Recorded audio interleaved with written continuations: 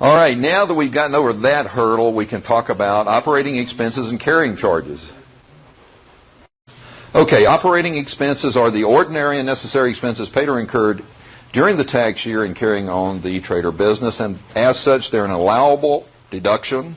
Such expenses include the cost of maintaining, managing, and conserving forest land. Carrying charges, on the other hand, are really just a special type of operating expense. They're the regularly recurring ordinary and necessary expenses associated with the operation of a trade or business. Most carrying charges can be deducted or capitalized at the discretion of the taxpayer. Okay, now we introduce what's called this concept of the industry standard. The determination of whether expenses are ordinary and necessary is based on the concept of the industry standard. If it is a common practice for firms with an obvious profit motive to incur expenses for a certain cultural practice, the practice most likely is ordinary and necessary. So if Plum Creek's doing it, it might be the industry standard. But you need to watch out here, and I'm going to put on my silviculturist hat, my forester hat. Be careful on some of these things.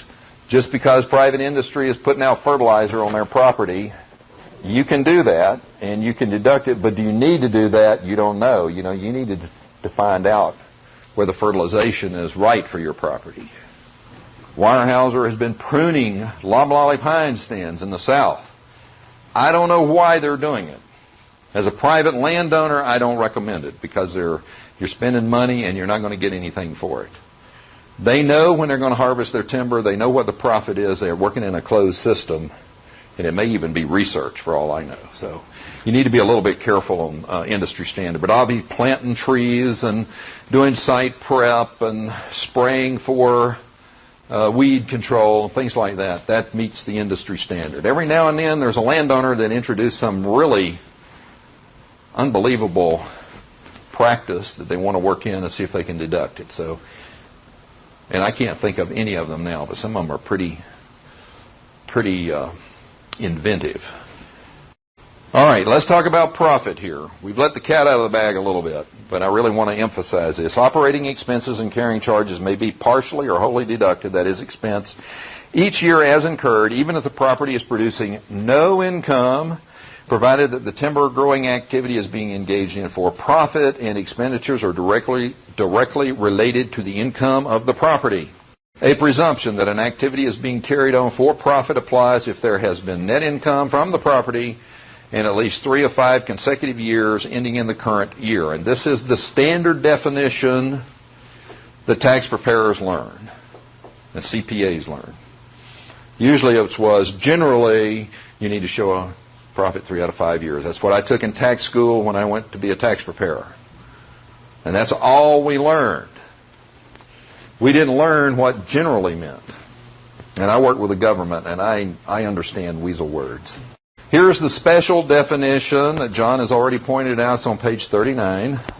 The term profit also includes appreciation in the value of the assets. This is particularly relevant to timber, which is a unique property in that its appreciation in value, contrary to most other assets, is due primarily to physical growth and enhanced quality over a long period of time. And he said if your tax preparer challenges you on it, you got to show them page 39 in the Ag Handbook. Now, I'll regale you with a true story. This happened a number of years ago out here. I can't remember. I think it was up in Idaho. There was a woman sitting in the front row. She got very upset when we hit this point. And she wanted to know where we were getting this information. Of course, went and showed it to her. Well, come to find out, she was a CPA, and her parents owned a pretty significant chunk of land that they were using to grow timber on. She was doing their tax returns, and she was not allowing them to deduct any expenses because they didn't meet the 3 out of 5 years profit test. So she said, I had no idea you could write these expenses off year after year. All right, as an alternative to currently deducting timber-related expenses, you may choose to capitalize them, that is, put them on the account like John's already gone over with you. Capitalized costs are added to the timber's basis and recovered by offsetting gain realized upon the sale or the cutting of timber. Strictly speaking, only carrying charges may be capitalized. However, as a practical matter, many other deductible timber-related costs are considered carrying charges. However, you cannot capitalize expenses incurred in any year your property is productive. Forest land is unproductive in any year in which no income is produced, such as no income from hunting leases and timber sales. So you can only capitalize when you're receiving no income from your property.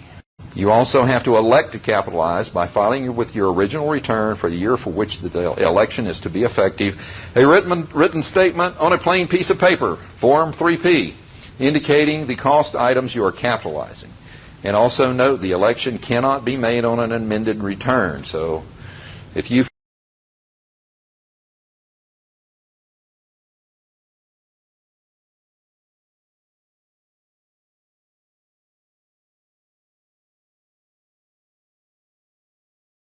items that you can write off. Tools of a short useful life or small cost. When we're talking about short useful life, we mean generally less than 1 year. Operating and maintenance costs, including incidental repairs of trucks and other mechanical equipment. Salaries or other compensation for services actually rendered by others, such as hired labor. Fees of consultant foresters, accountants, etc., provided these expenditures are not directly related to any such timber land purchase, reforestation project, or timber sale. If so related, they are capital expenses. And John's been talking about all the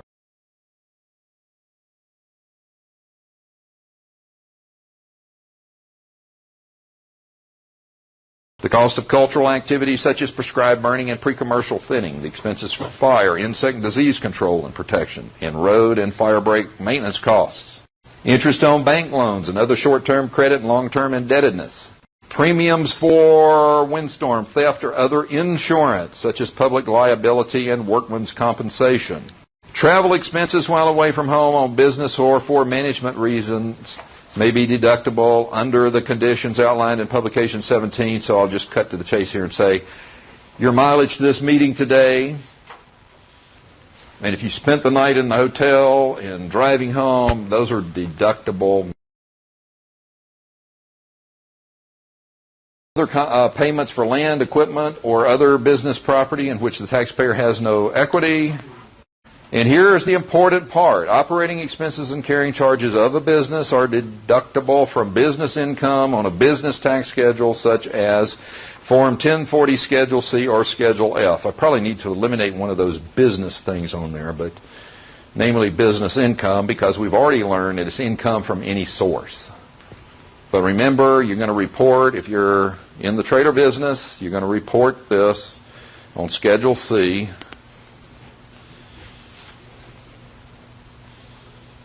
And you're sending a signal to the IRS that, yes, indeed, you consider yourself to be in the trader business, and hopefully you've checked the box that said, did you materially participate? Investment expenses are reported as a miscellaneous itemized deduction on Form 1040 Schedule A, and we've gone over that. Remember that it's going to be subject to the 2% floor. But if you report these expenses to the IRS on Schedule A, you're telling the IRS you consider yourself to be an investor. Okay, to be classified as a business for tax purposes, the owner should be holding himself or herself out to the public as being in the timber trade or business. And how do you do this? Maintaining Form T. Reporting your business expenses on Schedule C or Schedule F. Belonging to a forest landowners association, etc., etc. These are the things you do to, manifestly appear to the public that you're in the trader business. And ultimately, you do want to be selling your trees to the forest products industry. And remember, timber must be primarily for the production of profit, otherwise it might be considered a hobby, and then you can't write off these expenses. Remember, expenses not strictly necessary for the management of timber for income are not eligible for deduction. And timber owners who attempt to write off their costs for maintaining a country estate as a timber production expense may be suspect by the IRS.